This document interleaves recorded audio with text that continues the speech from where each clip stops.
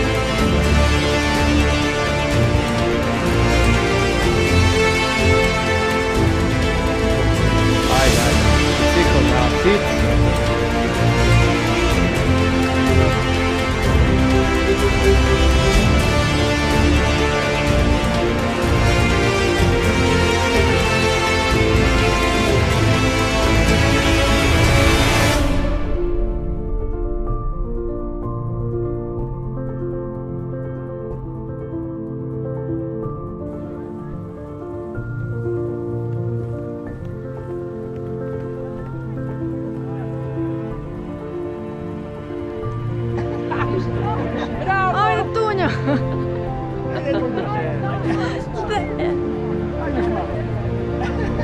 Bravo, bravo! Dunja! Bravo, svaka čast! Bravo, Dunja, svaka čast! Ovo je Dunja nakon prvog triatlona.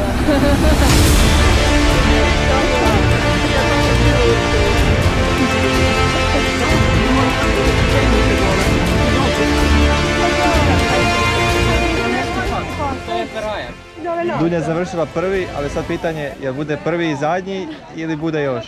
Teška odluka. Čekaj, sad i pitaju za 3 sata, dok se odmori. Da bi ovo bi išlo, bilo baš zabavno. Ne, trebala bi prespavati tu odluku. Jer za sad više nikada. Koliko si proklinjala Štefana za vrijeme utrke?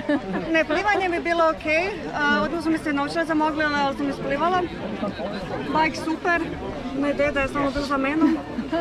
Ti bar smijena koju dao? A jel, malo. Dobro. I trčanje, a uvijek je tako. A trčanje mi je bilo grozno, da je ova cura Marija trčala s menom, pa je bilo bolje. Jesi popila onaj gel ili? Da, prije biciklom. I dobro da jesam, jer sam ih odmah tu onda njih 5 spršišala.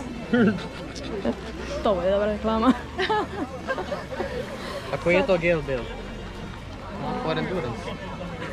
For energy gel, for endurance.